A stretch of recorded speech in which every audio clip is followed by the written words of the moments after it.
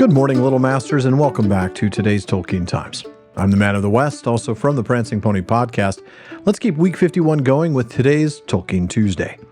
Now, last series, we spent time in the revised and expanded letters. We were looking at the letters that were written around and a little after the time that The Lord of the Rings was published. And yes, we will get back to those letters, but this series, I'm going back to Humphrey Carpenter's excellent book, The Inklings. And with an expert on Charles Williams joining me this week on Fandom Friday, it's time to spend a bit more time on this oddest of Inklings. Back at the end of Series 6, when we were first introduced to Charles Williams, we read from that 1965 letter where Tolkien claimed to have only known Williams as a friend of C.S. Lewis. In that letter, he said, "I doubt if he had read anything of mine then available." But in fairness, that letter was written 20 years after Williams' death, so Tolkien might not have had an accurate recollection. In fact, Carpenter makes it clear. Tolkien was not being fair if he meant to suggest, 20 years later, that Williams had no interest in his writings. The sequel to The Hobbit, already entitled The Lord of the Rings, was being read aloud to the Inklings as Tolkien wrote it, and during the years in which he was a member of the group, Williams heard most of it. He was, in fact, far more enthusiastic about it than were some of the other Inklings.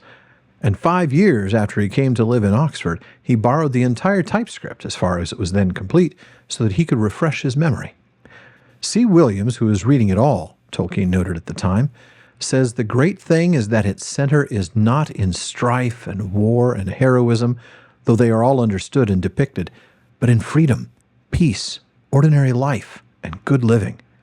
Yet he agrees that these very things require the existence of a great world outside the Shire, lest they should grow stale by custom and turn into the humdrum. Now that quote from Tolkien is found in letter number 93 to Christopher Tolkien, written in December 1944.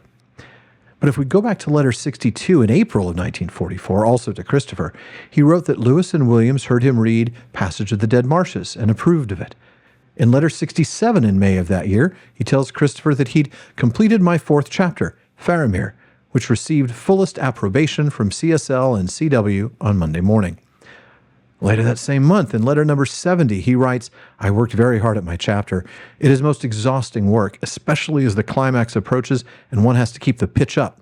No easy level will do, and there are all sorts of minor problems of plot and mechanism.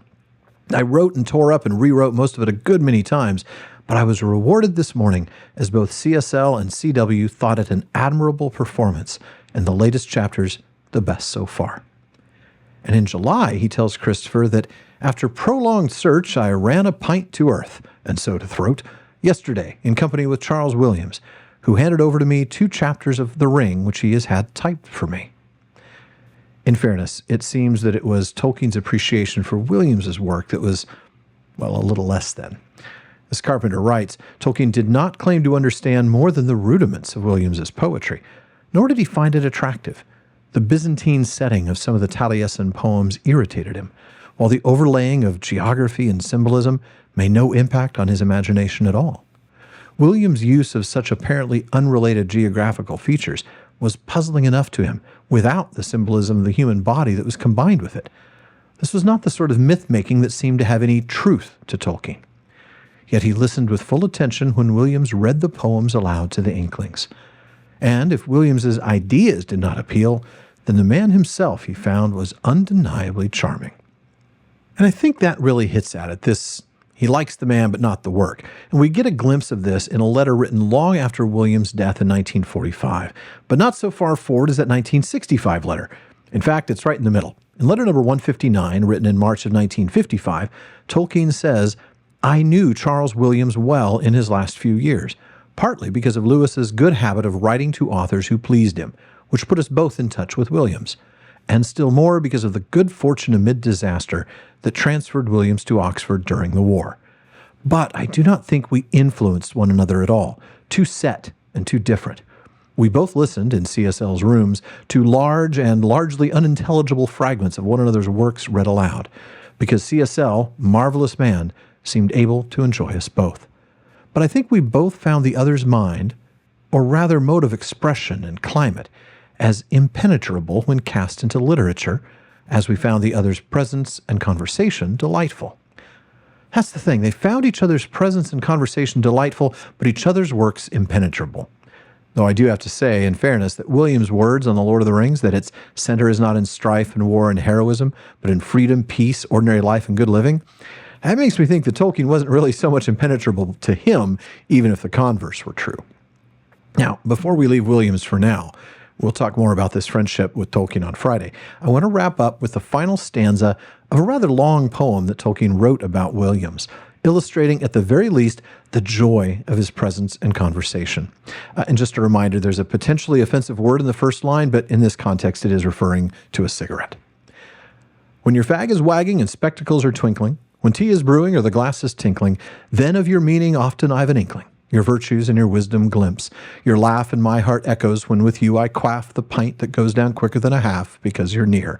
So heed me not, I swear when you with tattered papers take the chair and read for hours maybe, I would be there. And ever when in state you sit again, and to your car imperial give rein, I'll trundle, grumbling, squeaking in the train of the great rolling wheels of Charles's wain. His laugh echoes in Tolkien's heart when he drinks a pint with him. A pint that he drinks faster than he would drink a half pint simply because Williams is there with him. I love this verse, even if, like Tolkien, I honestly don't get Williams' work at all. For now, though, this wraps up this week's Tolkien Tuesday. Be sure to join me again next week for more on the Inklings. And in the meantime, please visit patreon.com/TolkienTimes to learn how you can join the Content Council and be a part of deciding what I talk about on Tolkien Tuesdays and more. Now, you can also support the show. You get an ad-free feed, a bonus episode every week, a hangout, all these sorts of things. And join me again tomorrow on today's Tolkien Times for Word Nerd Wednesday. If you're watching this on YouTube, please like and subscribe, follow or subscribe in your podcast apps, and follow @Tolkien Times on social media. Finally, as Faramir says, go with the goodwill of all good men.